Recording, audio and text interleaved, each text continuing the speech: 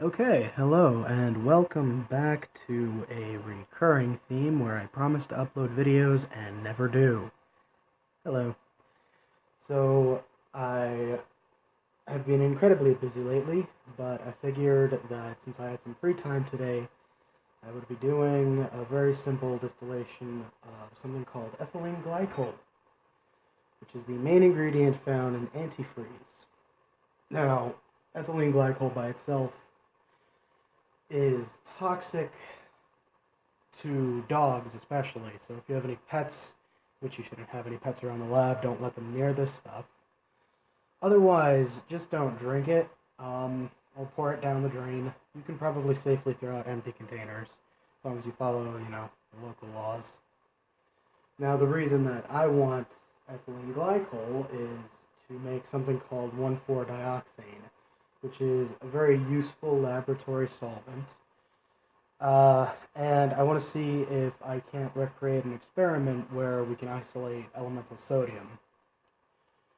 Now, the distillation I'm getting is from a Doug's Lab video, where he goes more in depth into the properties of the molecule itself. It's pretty interesting. I'll give a link in the description if you want to check it out.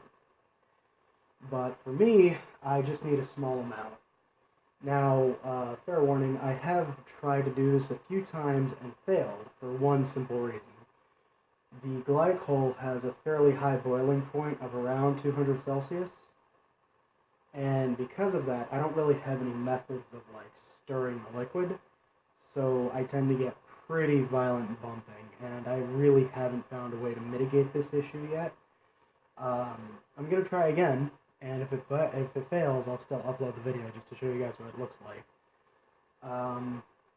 I do have some broken glass inside this flask to act as a boiling chip. Now, a little warning, a few words of warning before I begin the distillation. Because it boils at such a high temperature, my thermometer only reads to 200 Celsius. I'm using a metal clip as opposed to one of the plastic ones over on this side here, because the plastic ones will just straight up melt at those temperatures. This one is actually a little bit tight. I'm scared it's going to crack the glass, but we'll see how that works out. My primary concern is that because I have a crappy little three-way adapter here, I have one with a screw on top as opposed to one with a thermometer well. So my concern is that the plastic here that's keeping the thermometer in place will melt or fail in some way. And that'll send this crashing down into the boiling flask, and that's not good. It's an alcohol thermometer, which is fine. There's not going to be a mercury spill or anything, thankfully, but that's not something I want to see happen. So we'll see how good that goes. One interesting thing to note is that in the Doug's Lab video, he uses a water condenser. But that's not something I feel comfortable with, even if you'll notice that I'm using an air condenser here. There's no water hooked up to the jacket. And the reason for that is because the ethylene glycol boils at 200 Celsius, and water at room temperature is 20 Celsius or something. That's a huge temperature differential, and that will crack the glass. Theoretically, if it was strong or not cheap glassware, and I was using warm or maybe even hot water, I could potentially get away with it. But it's I'm not really going for maximum efficiency. I'm just going for crude yield so that I can get the dioxane from it, and that's what I'm going to do here. For now, I just have an Erlenmeyer flask where I'm going to collect all of the lower boiling liquids and discard them. Remember, don't throw them down the drain. Just put them in waste containers, even though it's not super toxic. For example, I have been successfully storing this waste product that shot up into the condenser in the previous run in an Aquafina bottle. It's just normal PET plastic.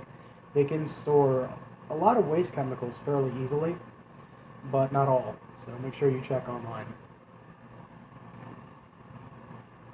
And after we finish collecting the waste products, I'm going to go ahead and switch over to the 250 ml receiving flask. And whatever's left over here, I'm going to go ahead and collect and put in a jar. Like I said earlier, I do have some concerns regarding splashing and violent bumping because it has happened before. So safety gear is mandatory. Gloves, goggles, probably I'm going to wear the lab coat maybe.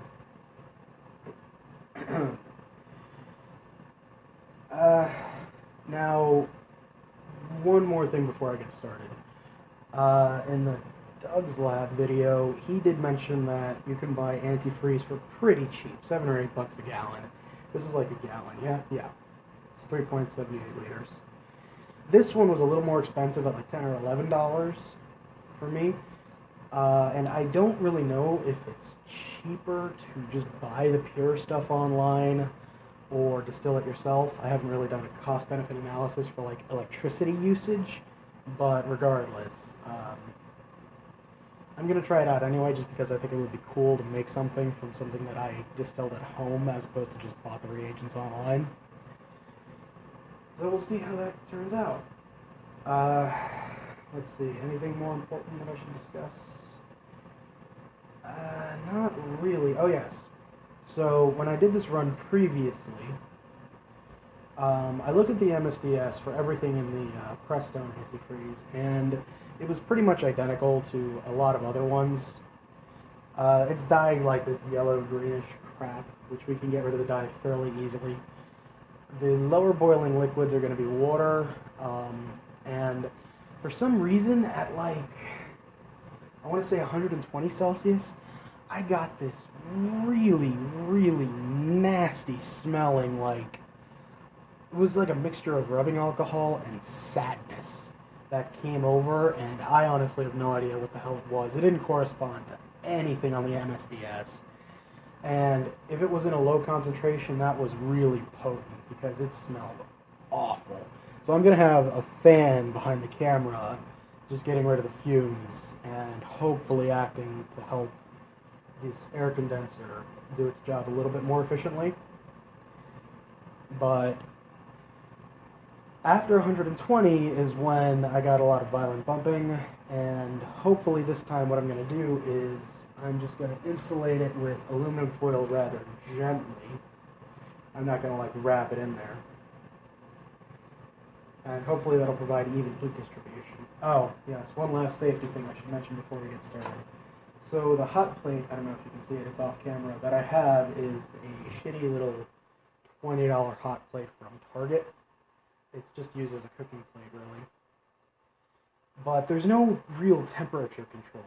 The way this hot plate works is you turn the knob, and instead of a temperature that you pick, it'll just turn the heating element on and off on more and more rapid or less and less cycles, basically.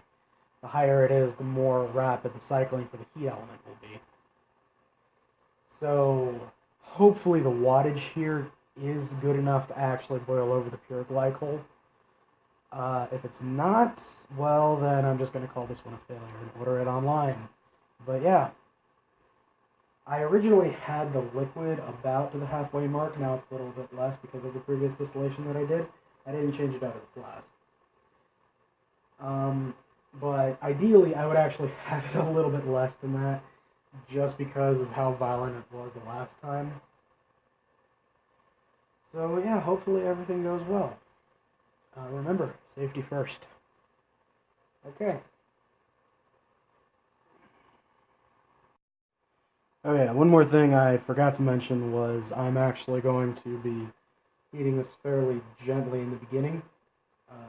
I have it on medium right now, and then I'm going to slowly crank up the heat eventually, just to drive everything off. So based on the amount of liquid I have, I'm hoping to collect about 250 milliliters. That's probably going to take anywhere between 2 and 3 hours, assuming, like 100% efficiency, which it's not going to be that efficient. So this might take a while. I'm just going to show you guys the beginning, the interesting parts if any violent bumping occurs, and then the final collection, basically. Alright. Okay, my apologies. The audio, as I was listening to the playback on this video, was terrible for some reason. I'm going to see if this microphone helps. If not, well, just bear with it. We are at less than 25 Celsius after setup, and I'm already beginning to see it bump. Let me go ahead and remove the foil just to see what the flask looks like really quick.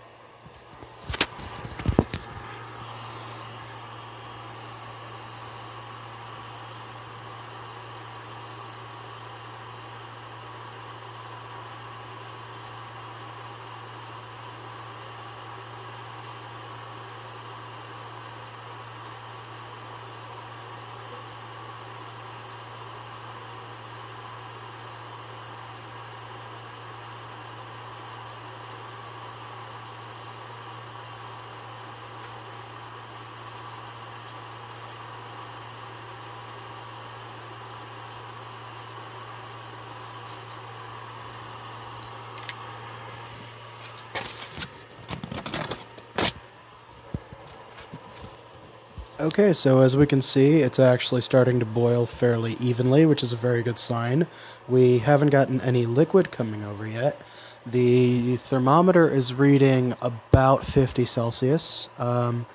Nothing is condensing. I can see a lot of vapor swirling around in the thermometer, not well, I guess in the adapter over here. And it's, okay, now it's starting to come over. Now it's starting to come over. This is, okay, we're hitting 60. We're rapidly getting up to the correct boiling point. Well, I mean, we still got like 140 to go. But because it's boiling like this, that's a very good sign. Once I collect most of the waste liquid, I'm just going to go ahead and toss that out and swap the beaker for the receiving flask, which is fine. Alright. Let me just make sure I can see it well enough on the camera. Yep. You can see it boiling just fine from this position. Okay, I'm going to keep an eye on this, and when it reaches the next temperature spike, I'm going to go ahead and film that part.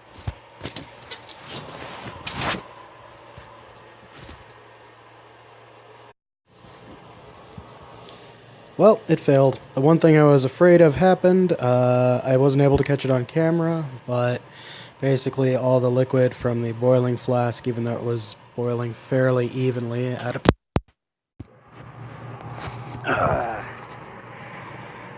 about 140, for some reason shot straight up through the condenser into the receiving flask. And I don't really feel safe or comfortable continuing this any further at the moment. So I'm just going to go ahead and say that this failed and call it at that, honestly. Ah, god damn it. I'm kind of pissed off because everything was going just fine. It was, god, I really want to see. Here, maybe I can get it to bump again without destroying everything. Yeah, as you can see, it's pretty scary. What are we at? We're at about 140. Damn it.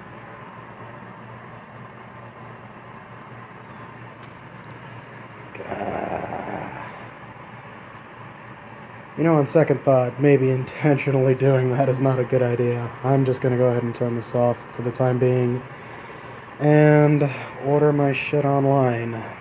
God, really, I don't want to say pissed off, I'm not. Alright, I guess I'll just go ahead and discard what I have here. Maybe save it for a rainy day. Or maybe if I get one of those fancy heating mantles with, like, I don't care. I don't know what the hell I'm talking about. Next video coming soon. This time on... What should I do for the next video? What should I do? Aha! Ahaha! That is what violent bumping looks like. That. I caught that on camera. I think. Okay, for the next video, something less dangerous. Bye.